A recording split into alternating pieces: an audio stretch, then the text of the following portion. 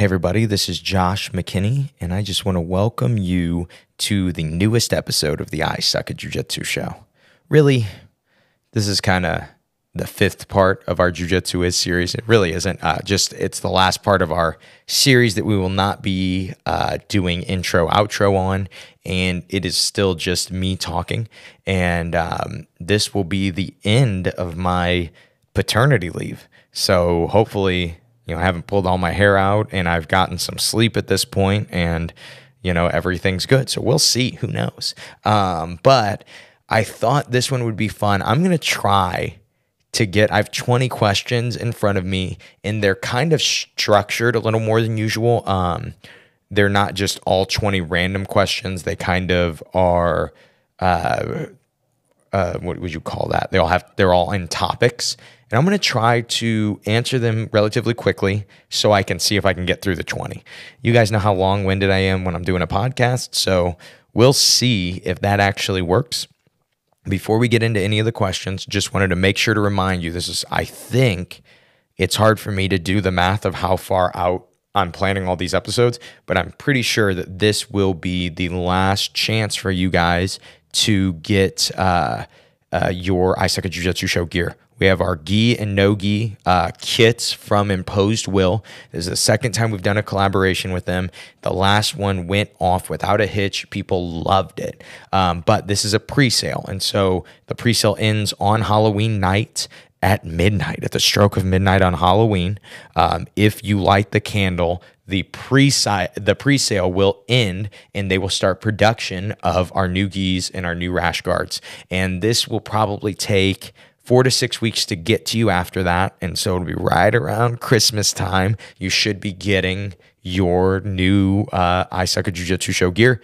This is probably the only time that you guys are going to get the chance to do it, because if you know me, you know that I don't do a lot of stuff. And so this is the time to do it. You guys should absolutely get in on it. But besides that, links in the description, imposedwill.com. Get it. But besides that, let's get into today's episode. And this is me answering 20 questions. I love the start. What is one technique that you believe is underutilized in BJJ competitions today? Not even a doubt, not even a second thought. I tell my students this all the time. Double underpass. I think that the double underpass, and not in a sense that you have to pass off of it immediately, but double under hides you behind the crooks of somebody's knees. And to me, with my arms, if my arms are in the crooks of your knees, that is defensive. I have so much control of your legs, and it's very easy for me to push against the crooks of your knees and create what I would call excessive distance. Okay. So as a skill set and an ability to control the time and the match, double underpass is absolutely the most underutilized jiu-jitsu technique that I think that there is right now. And it's something that a lot of old school guys are still great at. But people just, for whatever reason, they look down on that pass. And I really, really think that you shouldn't. Okay, we made it through one question. Only 19 more to go. How do you prioritize which techniques or positions to focus on during your training sessions? So I talk about this a lot for you guys, but I like to base what I'm focused on by what's inspiring me. And then I will keep that until it stops inspiring me. I will keep doing that, and I will keep, attacking that forever. And it's like, okay, for instance, the double underpass. When I started to notice that this was something that people were utilizing as a strategy, hold you in double under for a long period of time, get up two, and then hold you and, get double unders on you. And the bottom guy would waste energy. And since a lot of people don't do the pass anymore, a lot of the bottom guys don't even have a good way to deal with it. And so for me, that was a bit of inspiration. And so I focused on it, right? I told you guys I've gotten to learn from Henry Akins a lot recently. That is inspiration. That is going to give me stuff to work on and to focus on. I always tell you guys, for 6 weeks to 6 months. I think that is how you get good at jiu-jitsu, is you just take these things in blocks like that. You find a new move, a new technique, or a new idea. Maybe you purchased the chest over chest seminar from simplifyingjiujitsu.com, where you learn about the 2 distances of guard passing, and you learn where you can be safe and where not. And then you learn how to flatten people, you learn how to pass people's guards. You can focus on chest over chest. I focused on chest over chest for 3 years straight, and I'm not exaggerating on that. That's really but I was also developing the ideas too. You get the completely formulated ideas, so you don't have to work on it as long, but at least 6 months. That idea is so strong and it's so important. I think working on it for 6 months is definitely valuable. And so, you just kind of decide what is inspiring you at the time, and you actually commit and you actually focus on it. So now let's look at the next question. What is your take on integrating unconventional or funky, they put quotes on that, moves into someone's game? We talked last week, or the last episode that just came out, about jiu-jitsu is cooking. We talked about the idea of self-expression. And I want to say I didn't even dig on this like I intended to, but when you try to be different only to be different, a lot of times that isn't a very good reason, right? When you try to be different because it brings you joy, that's different, right? When I just enjoy doing this type of guard pass or this type of sweep, and it just is what tickles my fancy, what inspires me, I think that you put that into your game. I think that it can easily be put as this thing where I become the guy that only does weird stuff, and I do weird stuff for no reason. We've got to think of efficiency and effectiveness, right? If the weird, funky stuff that I'm doing is wasting a lot of energy, it's not very valuable for me to be doing. And so I think that there's nothing wrong with putting these things into your game and even making these things your game, but there is something wrong if it is at the cost of your game being effective or your game being good. So that's kind of my thoughts on that. Those were kind of the techniques and training. I like this. Mindset and mental preparation are kind of the next topic. How do you mentally prepare yourself before a big competition or match?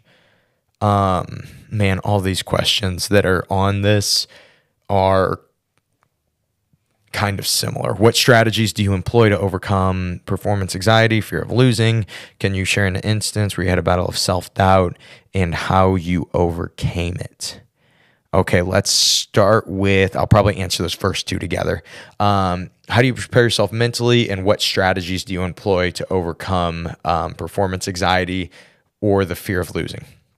I've talked about this before on the episode. I have a whole episode called Champions Stay Present, and it is all about understanding that your job as a competitor is to be in the moment, because it is impossible for us to predict what will actually happen. We can always hope for our first 3 movements, our little grit fight, our guard pull, and first hook or first frame or whatever, right? We can see those things, but besides that, trying to visualize anything else, in my opinion, it doesn't have a lot of value, because you're not going to actually be in those places. You don't know what situation is going to arise. I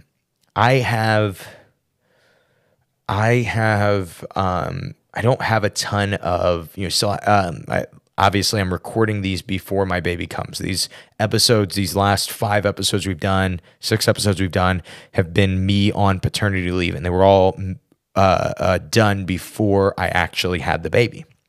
And something that I've loved about our doctor, I'll come back and I'll give you guys the honest opinion on if this actually works out, and I actually do love this about our doctor, but she understands being in the moment. And so, we want to put together this birth plan, and she's like, okay, we'll put together this birth plan, but I need you guys to understand this. We may have to make turns. We may have to change things because we don't know what's going to happen. And she goes, and we can try to have a plan for every little thing that could happen. She goes, but there's a million little things that could happen.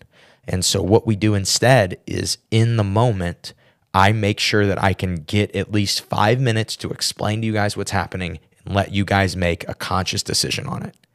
And to me, I really understood that because I understand grappling competition.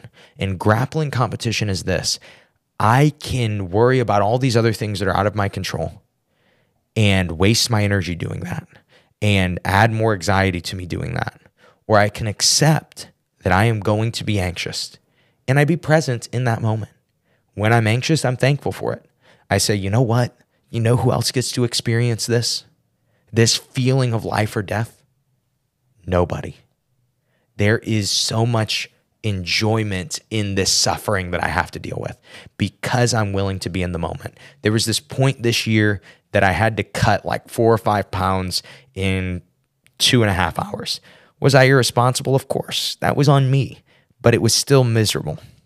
And I kept reminding myself as I was sweating, as I was running around, as I was actually rummaging through other people's bags so I could steal a lightweight gi. And I did steal, I don't know, hey, somebody at the Atlanta Open, if your gi got pulled out of your bag, your black A1 gi that was absolutely too small to fit me, got pulled out of your bag and then left just on top of your bag.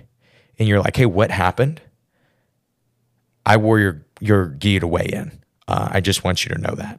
And so, but in that time, the whole time, all I did was stay present. I'm like, hey, this could easily be the last time that I get to compete. This could be the last time that I get to cut weight, right? You never know what's going to happen in life. You never know what's going to happen in that match. Actually, in that match, I told you guys about this on the Jiu-Jitsu is Football episode. I got a concussion in that match. And to me, I was able to stay present enough to still win the match. It was miserable. I was freaking out. I was thinking I'm not going to compete after this. Like I was making that decision in my mind. And that was me wrestling with not being present.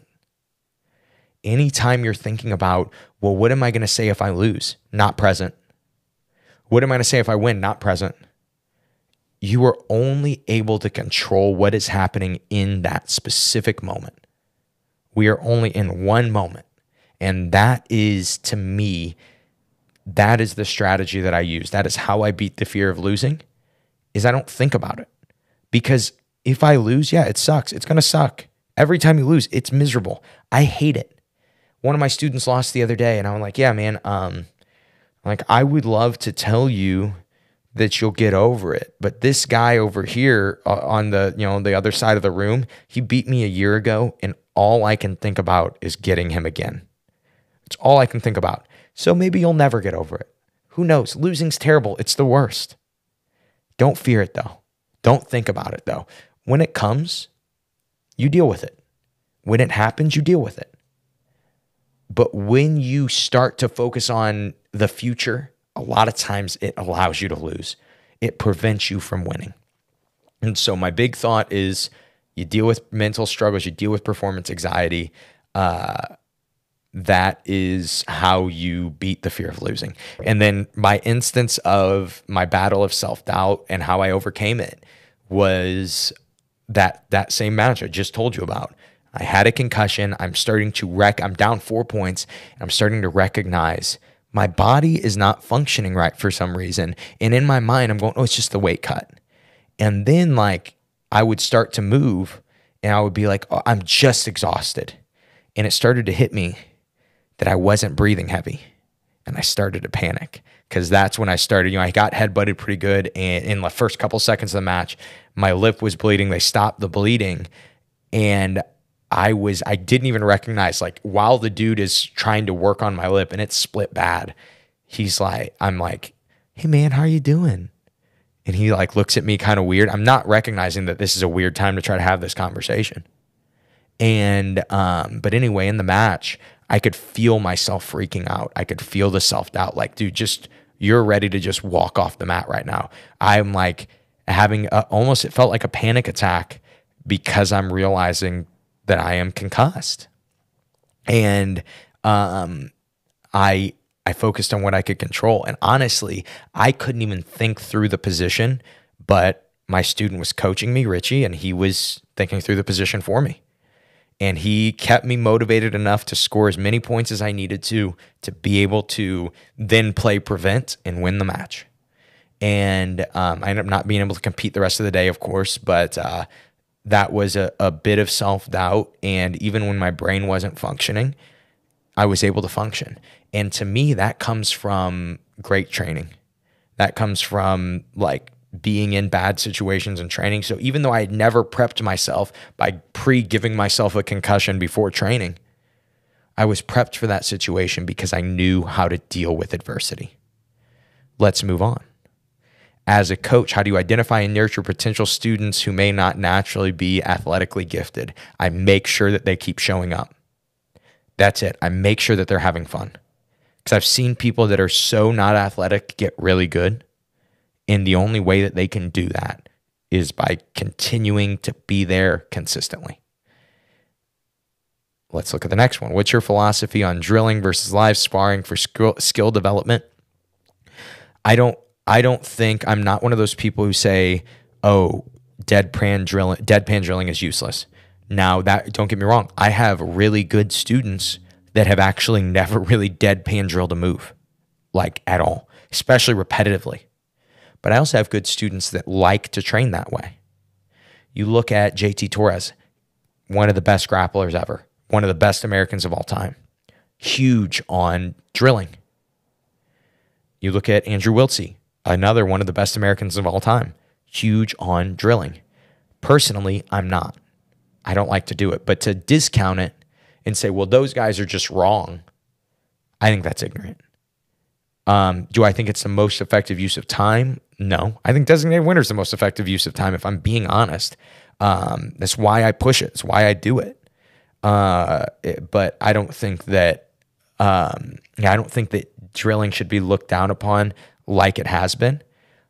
But then on the other side, just live rolling, I don't think you get enough reps of the things you should be working just live rolling. I think that's one of the harder ways to get good.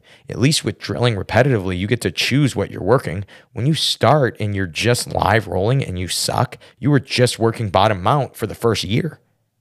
Bottom side control for the first year. It's like, yeah, maybe that's helpful, but to me, sparring positionally, drilling positionally, designated winner, doing things like that to get your reps, I think you should get all those things. And yeah, I think don't close your mind off to other things. Question 9. Wow, we're strolling through, guys. How do you handle students with a large skill gap in the same class, ensuring both advanced students and beginners are benefiting? That's a really tough question. I like to focus on big ideas because I understand these big ideas deeper all the time. And so I understand that my high-level guys will be able to do the same thing. They're going to be able to understand these ideas deeper. And so they'll go, oh, chest over chest. I get it now. And then like it was revealed to them more. And then it was revealed to them more. And so that's something I think about a lot is if I can give a general enough idea of how to accomplish whatever the goal is and just explain that goal, everybody is able to gather something from it. And then as I go around, I see who actually got it and who hasn't. And so that to me is like the best way to deal with it. But then the other best way to deal with it is to have smaller classes where you can give more individual attention. I think that's one of the most valuable things. But I do love big classes too. But like for me, getting my noon classes that I teach are some of my favorite classes. And it's like 8 guys and 3 of them will be black belts. And we just come in and talk ideas. A lot of times we will not actually roll in the training session. Sometimes we do. Sometimes we roll the whole training session. But sometimes it is just designated winner and it's just ideas and it's just ideas. We're all getting on the same page. And to me, I even benefit from that as the coach. I get better from that as the coach. So of course, my advanced students are getting better and my beginners are getting better. Let's look at some more thoughts. What are some common mistakes you see even high-level competitors make and how can they be avoided? Simplest one, wasting energy on things that aren't jiu-jitsu. I see guys wanting to do jumping jacks before their match because they think they saw another guy doing it. And a lot of times It is nervous energy that you're just trying to get out of your body. I think you should do a warm-up, but I think it should be defined. And then your warm-up should end. And then you should be waiting to compete. If you need to do some movement, then you do the movement. But there are guys that waste energy, whether by going and trying to coach their friends, or whether by going, just all kinds of other ways that people take that stress that, like we talked about before, you need to just learn to sit in. You need to learn to sit in that anxiety and understand that that anxiety in that moment is going to pass eventually. And then it will be time to compete. And if you wasted all kinds of energy talking too much, joking too much, doing too much, it can cost you in the match. And I think that this is even more prevalent when I do pro shows that are at night. I see so many guys be so nervous. And my thing for my students is leave, just go into a corner, go watch Seinfeld on your phone, chill out. There's no amount of worry. We are as prepared as we will ever be. There is no amount of worrying about the next moment that can change things for us. And so that is, to me, I see this over and over from even good black belts. They don't perform well because they waste so much energy not being in the moment. How do you recover and reassess after a loss in a major competition? It's always going to be different. I tell you what I don't do. I tell you guys this a lot. You don't make any excuses. When you make an excuse, you rob yourself from the ability to grow. Anytime it becomes somebody else's fault that you lost, it stops being your fault. And you can't control what other people do and say and believe and think. You can only control what you do. And so my big thing is I don't make excuses. If I didn't think I won the match, or if I thought I won the match and I didn't get the decision, I thought I had points I shouldn't have, keep my mouth shut. Shut up. Nobody cares. A lot of times I have to go back to coaching anyway, and that's like, I have to go back to being a teammate anyway. And so my big thing is I don't try to fix problems while I'm there. I don't worry about it. I try to make sure that I take responsibility for the loss. Even if I'm struggling, sometimes I will be frustrated and I'll be like, man, that wasn't my fault. This shouldn't have happened, whatever, right? But somewhere or another, I can find that there was a flaw in my jiu-jitsu. And to me, just finding that flaw, trying not to beat myself up about it. And don't get me wrong, I have beaten myself up about losses. I still do. I try not to. It's just hard sometimes. You're just like, you want to win really bad sometimes. I can think of a moment this year of losing, and I felt so discouraged. Honestly, I don't know if I have ever felt more disappointed, and it wasn't a big event. It was just a match I know I should have won, and I lost. And I was so frustrated. And part of it was just sitting in it. Part of it, too, is also having good teammates, man. I was so discouraged, and we were not home. And Bryce and I had driven separately, and it was a pro show, and it was like 1 a.m. And he hung out with me for like an extra hour just until he thought I was okay to head home. And seeing that was like, man, having a teammate like that, he's one of my students, but just having somebody like that there, that makes such a difference. To sit in that frustration and that shame with you of losing. And then we moved on, and then we went into, what could I have done better? What do I need to fix? And for me, the fixing wasn't as much the technical stuff. It was more the competitive stuff and learning how to fix stuff. And did I fix that stuff? We'll see.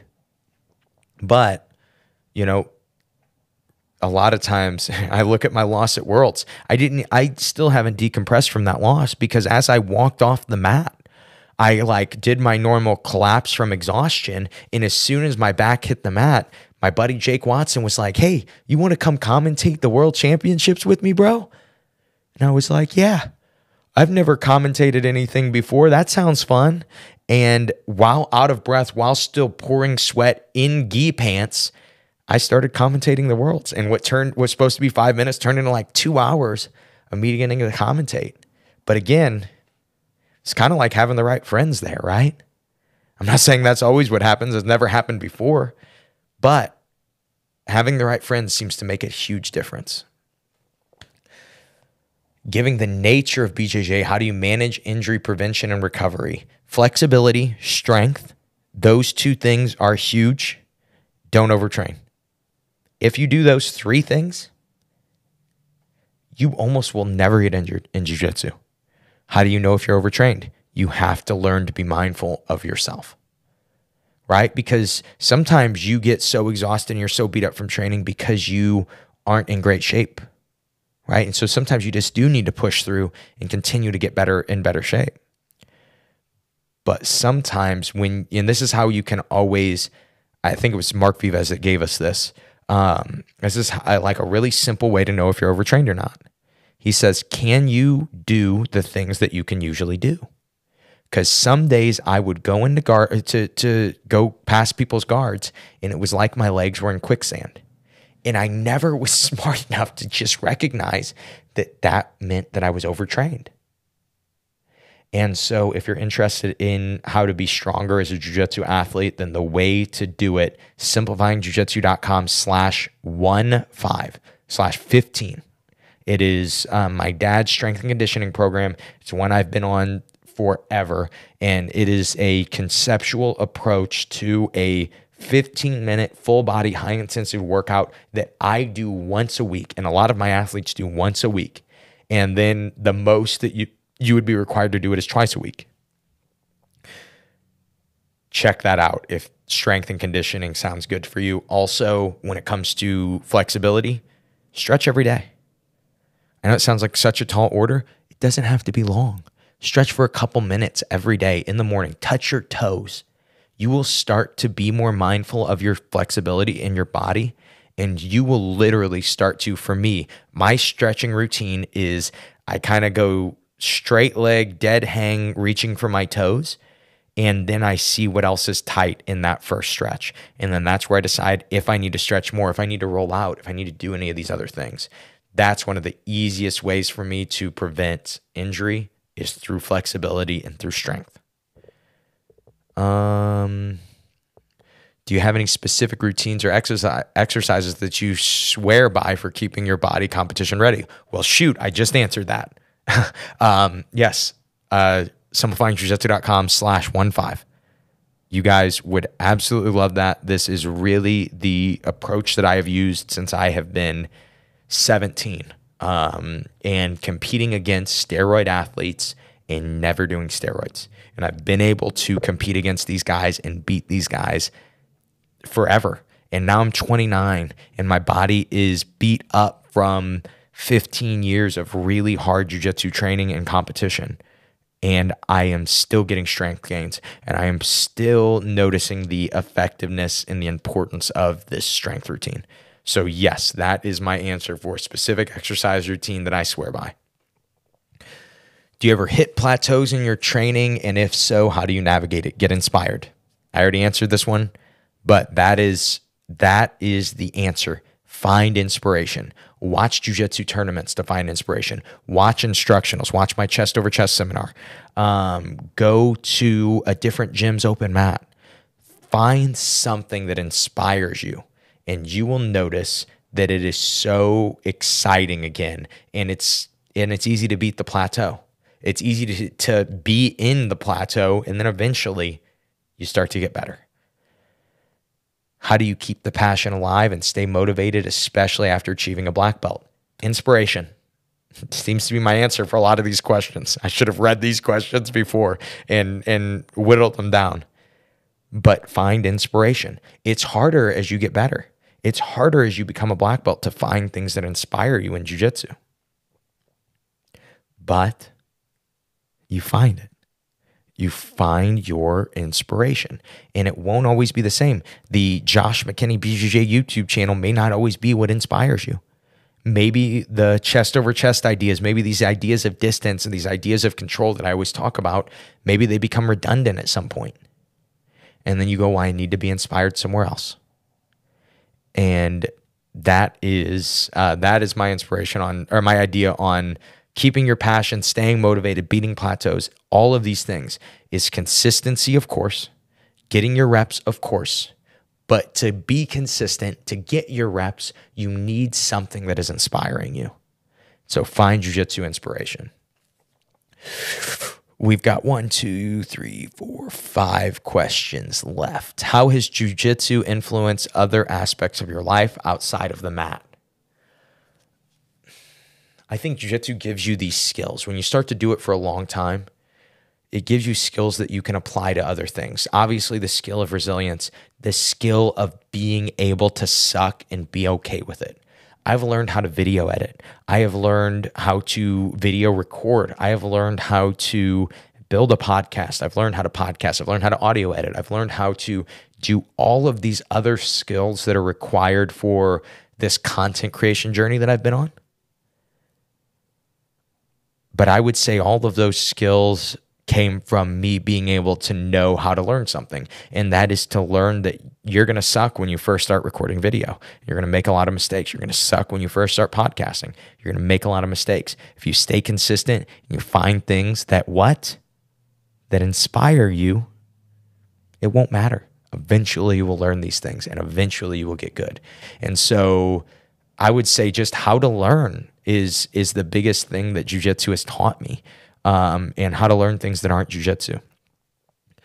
Can you share some nutrition and diet tips that have worked for you for maintaining energy and performance? Don't eat like me. I'm not releasing any diet books, guys, for a reason.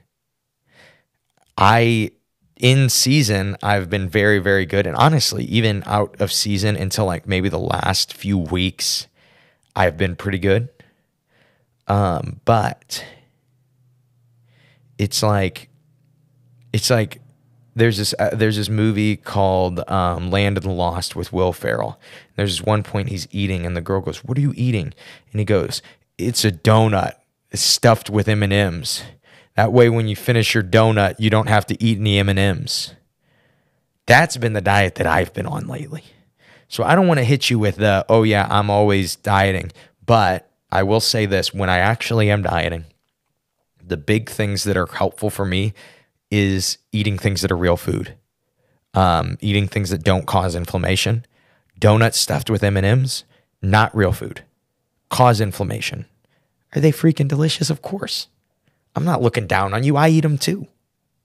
But if the goal is, simple diet tip to be energized and to perform well, eat real food. Eat things that grow. Eat things that were alive. And honestly, it is almost hard for most people to gain weight by just doing that, even without restricting calories. Why? Because these things are so much less calorie dense than donuts stuffed with M&Ms. I'm going to go get a donut after this, guys. Let's look. Who have been the most influential mentors or opponents in the jiu-jitsu world? Let's just go mentors. I hate anyone I've ever competed against. No, I'm just joking. But influential mentors, my dad, no doubt, top one. I've told you guys this. You guys have met my dad on the show. There is nobody even close that has influenced my life more than my dad. And not just what he has told me, but seeing how he has lived his life and seeing the discipline that he has lived his life with. I never even questioned dedicating my life to jiu-jitsu because I have seen my dad dedicate his life to things. So that is one of the most influential people. And then the second one, my coach, Kyle Watson. I've been under the same coach since day one. Why is that? Is it because I'm super loyal? Is it because I'm anti-Creonce? No, it isn't. It's because I lucked out. It's because I was blessed with this amazing coach, this amazing mentor. I got to watch this guy from Raymond, Illinois. And I know you guys are like, "Oh, you're from Granite City, Illinois. Is that the same thing?" No, we look down on people from Raymond, Illinois. You see where I'm from, and I go, "Oh," and you go, "Oh, that Josh lives in the sticks." And then I have students that I look at, my student Jeff, who's always in my shorts. He lives in Gillespie. Like, yeah, that I look at that and I go, yeah, this dude lives in the sticks. Him in Gillespie looks at Raymond, Illinois and goes, oh, freaking Kyle Watson's from the sticks, bro. And when you see that, you go, oh, this dude came from there and coached at the time, was the first ever super gym in MMA, made it on The Ultimate Fighter, made it to the semifinals, fought in the UFC, started a jiu-jitsu school, started this massive jiu-jitsu school, has had, me, an influential black belt, has my dad, an influential black belt. And it's not going to stop. And you see that this guy from the middle of nowhere, me being from the middle of nowhere, it made it so much easier to chase my dreams. Because if he could do it, and I'm learning from him, I can do it too. And so those two, without a doubt, the most influential mentors that I have ever had. And I have a lot more. Most of the guys, a lot of guys you've met on the show, I have that are amazing mentors to me. You guys meet Nick and Junior all the time, right? I talk about them all the time. Super influential. Mark Vives, talk about him all the time. We reference him in this episode. Super influential to me. These guys have been mentors. I've known these guys since I was young. I'm still young, I mean, maybe depending on who you ask, I guess at this point, but since I was like very young. Let's move on. If you could go back in time to when you were a white belt, what advice would you give yourself? Leave your school and start doing steroids. No, I'm just joking. I think the biggest thing for me would be, don't get in the mindset that there is only one way to do things in jiu-jitsu. And I think I stayed out of that mindset for a lot of my jiu-jitsu, but I still noticed it creeped in at certain points. And so if you can avoid that, though, I think that is the best mindset that you can have. It's just avoiding falling into that, oh, I'm trying to find the right way, the perfect way, and understand that there are other right ways. And I think that helps people's growth so much. Oof. Last question. I wish I had pre-done these questions because this one's a little too deep to finish with. We should have done something funny. How do you balance demands of being a competitor, coach, and podcast host without burning out? I really think that if you have the right team, that's how you do those things. For me, my podcast got better when I brought Bryce on, or my content got better when I brought Bryce on, right? We built the team. As a coach, my coaching is better when I'm also relying on Bionic Rob, and I'm relying on my dad, relying on the other black belts at my gym. As a competitor, my competition is better when I don't have to be my own coach, when I get to just rely on the mentors I was just telling you about. What could I be doing better? What should I be focused on? What kind of training are we doing today? What should I be competing in? I just look at those things and I see how much it allows me to grow. Sees how much it allows me to flourish because I have the right people around me. And I don't think that you can ever have the right people around you if you don't know how to accept criticism. And I think that is why most people cannot build a team, is because they cannot accept criticism. They cannot have somebody tell them, Josh, you got to stop eating donuts stuffed M&Ms, M&M stuffed donuts. Either way, I would eat either of those things. I'm going to send that idea to M&M right now, though. Having a donut in the middle of the M&M, that's genius. But those things, having people that can tell you the hard truths, that is so important. And then people you can trust, people you can rely on. All those people I just talked about, like as I've been getting ready to have this baby, I know and I can rely on all those people. And that is how I balance all those things.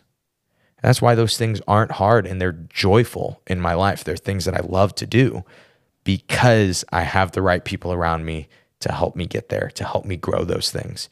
And If you want to learn how to do that better, you should read The 7 Habits of Highly Effective People, and it will teach you how to relate with people so much better than I ever could.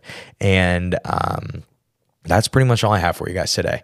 This is the last episode that we won't do a true intro or outro with, because it's just easier for me to upload this way. And we will be back with theme music, and probably, I'm going to be off for a couple of weeks, probably getting a little bored at some points. I'm sure I'm going to be coming back with the heat, coming back with the fire on the podcast, starting next week. Don't forget the last day to order the rash guards, the shorts, the gis, the I Suck at Jiu-Jitsu Show garb. The last day to order it is Halloween win at midnight. Don't forget it. Don't be up at Halloween at midnight being like, wait, there was something I was supposed to do besides eat all these M&Ms and donuts. Make sure that you guys remember to get your freaking I Suck at Jiu-Jitsu Show gear, so you'll stop messaging me and saying, hey, when's the next pre-sale going to come? When's the next pre-sale going to come? I'm sorry for making fun of you guys' voice like that. I know you all don't sound like that, but in my head you do. Oh man, I've recorded too many episodes today.